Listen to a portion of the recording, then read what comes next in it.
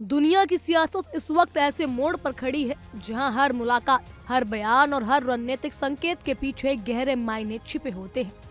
पश्चिम Asia में बढ़ते तनाव, अमेरिका ईरान के टकराव और वैश्विक शक्ति संतुलन के बदलते समीकरणों के बीच एक ऐसी तस्वीर सामने आई है जिसने अंतर्राष्ट्रीय राजनीति में हलचल तेज कर दी है। सेंट पीटर्सबर्ग की धरती पर रूस और ईरान के बीच जो बातचीत हुई, उसने साफ कर दिया कि आने वाले समय में वैश्विक गठबंधनों का स्वरूप और ज्यादा तीखे और स्पष्ट होने वाले हैं।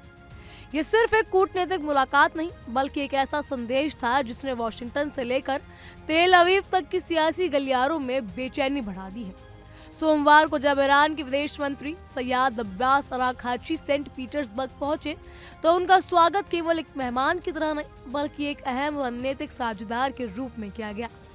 रूसी अधिकारियों और ईरान के राजदूत काजम जलील की मौजूदगी ने इस बात को और मजबूत किया कि यह दौरा पहले से तय एक बड़ी रणनीति का हिस्सा है।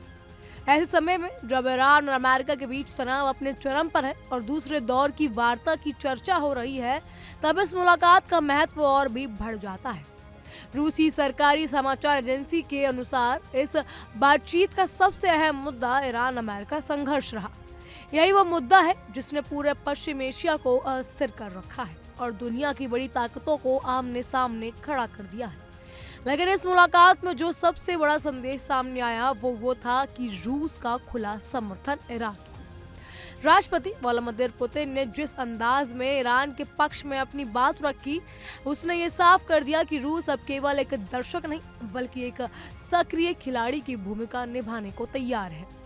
पुतिन ने अराघची से कहा कि वो ईरान के लोगों को प्रभावित करने के लिए या लोगों की संप्रभुता के लिए बहादुरी से लड़ने की भावना की सराहना करते हैं। यह बयान सिर्फ तारीफ नहीं था, बल्कि एक राजनीतिक संदेश था, एक ऐसा संदेश जो सीधे तौर पर पश्चिम देशों को चुनौती न देता नजर आ रहा है। पुतिन ने आगे बढ़कर यह भी कहा कि रूस ईरान की हर संभव मदद देने के लिए तैयार है। ये शब्द अपने आप में बहुत भारी है, क्योंकि इनका मतलब सिर्फ कूटनीतिक समर्थन नहीं, बल्कि एक व्यापक राजनीति और रणनीतिक सहयोग भी हो सकता है। राष्ट्रपति पुतिन ने भी दोहराया कि रूस पश्चिम एशिया में शांति बहाल करने के लिए हर संभव प्रयास करेगा। उन्होंने कहा, हम वो सब कुछ करेंगे जो आपके और इस क्षेत्र के लोगों के हित की सेवा करता हो, ताकि वो सुनिश्चित किया जा सके जिसकी जल्द से जल्द शांति स्थापित हो सके। लेकिन यहाँ सवाल ये उठता है कि ये शांति किस स्तर पर और किसके हित में रहेगी, और यही बिंदु है जहाँ वैश्विक राजनीति और भी जटिल हो जाती है। इस मुलाकात का एक और महत्वपूर्ण पहलू तब सामने आया जब पुतिन ने खुलासा किया कि उन्हें हाल ही में ईरान के सर्वोच्च नेता का एक संदेश मिला है। उन्होंने अराघची से अनुरोध किया कि उनका धन्यवाद ईरान के शीर्ष नेतृत्व तक पहुंचाया जाए और ये भी स्पष्ट करे कि रूस अपने रणनीतिक संबंधों को जारी रखने के लिए पूरी तरह प्रतिबद्ध है। यह बयान इस बात का संकेत है कि दोनों देशों के बीच केवल औपचारिक बातचीत नहीं, बल्कि गहरे स्तर पर राजनीति और रणनीतिक तालमेल बना हुआ है। ईरान के विदेश मंत्री अब्बास अराघची ने भी इस समर्थन को खुले तौर पर स्वीकार करते हुए कहा कि ये पूरी दुनिया के सामने साबित हो गया कि ईरान के पास रूस जैसे दोस्त और सहयोगी है, जो मुश्किल समय में उसके साथ खड़े रहते हैं।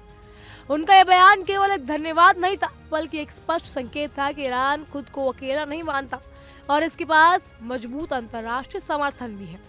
इन्हें सब पर देखिए हमारी ये खास पेशकश। वही रूसी राष्ट्रपति पुतिन ने ईरान की तारीफ कर दी। आपको याद होगा कि अब्बास अराघची रूस पहुंचे हुए थे और अब्बास अराघची के साथ बैठक के दौरान उन्होंने तारीफ की ईरान की संप्रभुता की रक्षा के लिए ईरान लड़ रहा है।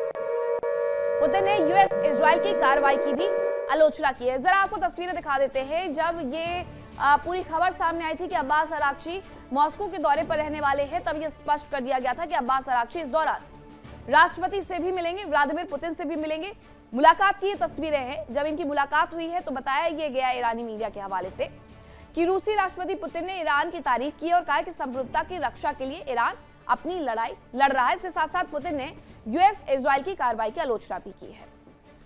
तो ये दो खबरें हैं कि किस तरीके से उनकी स्टोरेज क्षमता ईरान की कम होती जा रही है, जिसकी वजह से वो 12 से 22 दिन का स्टॉक अपने यहाँ पर रख सकते हैं। इसके बाद अगर हॉर्मुज से ब्लॉकेड नहीं हटा तो तेल के अकूत भंडार सिर्फ और सिर्फ जमीन पर बहते हुए नजर आएंगे। दूसरी तरफ एक तस्वीर आपको दिखा रहे हैं, ये वर्ल्ड ऑर्डर के लिहाज से, कूटनीति के लिहाज से बेहद महत्वपूर्ण हो जाती है, क्योंकि जब अमेरिका और ईरान सीज फायर वाली स्थिति में पहुंचे हुए हैं और बातचीत के लिए तैयार नहीं है, ऐसे में रशिया एकमात्र देश है जो कि दोनों को ही मनाने में सफल साबित हो सकता है, क्योंकि ईरान के साथ उनके संबंध अच्छे हैं। अमेरिका के साथ रशिया के संबंध पिछले कुछ दिनों से देखे गए कि सुधार हो रहा है। इस वजह से अमेरिका को भी वो मना सकते हैं, ईरान को भी मना सकते हैं कि आप टेबल टॉक करिए।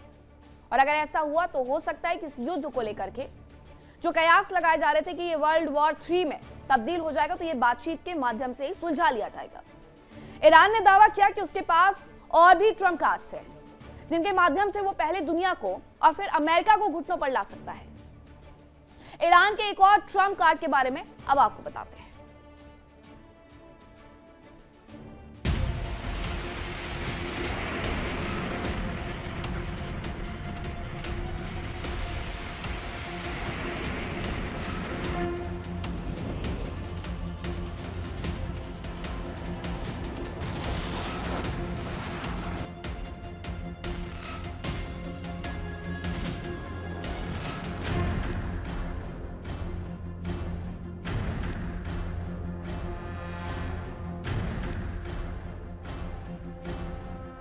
अमेरिका और ईरान के बीच तनाव को लेकर होर्मुज एक बेहद संवेदनशील मुद्दा है। ईरान ने होर्मुज पर शिकंजा कसा तो दुनिया भर में हाहाकार मच गया।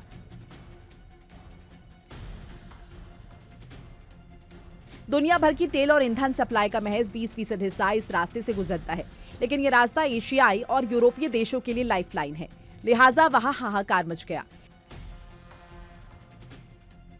अब ईरान ने दुनिया के एक और अहम सप्लाई चेन रूट यानी बाब अल मांडेब को बंद करने की चेतावनी दी है।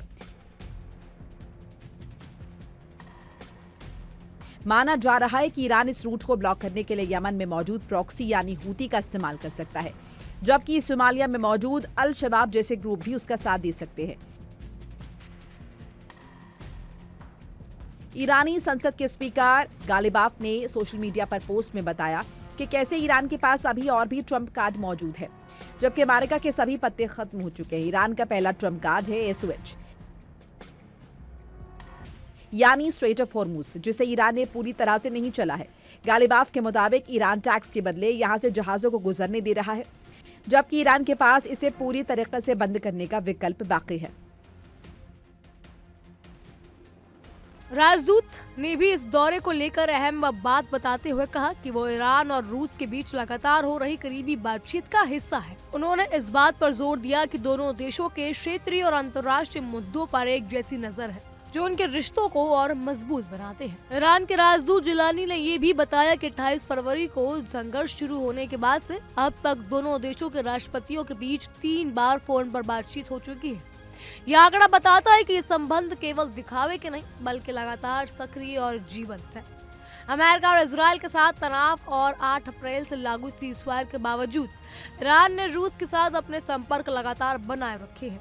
यह इस बात का प्रमाण है कि मौजूदा वैश्विक हालात में ईरान रूस को एक भरोसेमंद रणनीतिक साझेदार के रूप में देख रहा है। वहीं रूस भी इस अवसर को अपने प्रभाव का प्रस्ताव या अपने प्रभाव से को विस्तार करने के रूप में देख रहा है। इस पूरी घटना ने एक बात साफ कर दी है, दुनिया अब दोबारा ध्रुवीकृत होती नजर आ रही है। एक और पश्चिमी ताकतें हैं तो दूसरी ओर रूस और उसके साथ खड़े देश। ऐसे में सेंट पीटर्सबर्ग में हुई ये मुलाकात केवल एक खबर नहीं बल्कि आने वाले समय की बड़ी राजनीतिक कहानी की शुरुआत हो सकती है। रूस और ईरान की ये बढ़ती नजदीकी आने वाले दिनों में वैश्विक राजनीति के दिशा और दशा दोनों को प्रभावित कर सकती है, और यही वजह है कि इस मुलाकात पर पूरी दुनिया की नजरें टिकी हुई है। अब देखना ये होगा कि आने वाले दिनों में मिडिल ईस्ट में शांति बहाल होती है या फिर ये तीसरे विश्व युद्ध का आगाज है। बहरहाल इन सब पर आपकी क्या राय है हमें कमेंट के जरिए जरूर बताइएगा। फिलहाल के लिए इतना ही। तमाम खबरों के लिए फॉलो कीजिए इंडिया डेली को और देखते रहिए हमारी एक खास पेशकश। देखिए इंडिया डेली 24/7 अब आपकी स्मार्ट टीवी पर। इंडिया डेली मौजूद है सभी डिजिटल प्लेटफॉर्म पर लाइव और लगातार। इंडिया डेली 24/7 हर दिन राष्ट्र को समर्पित।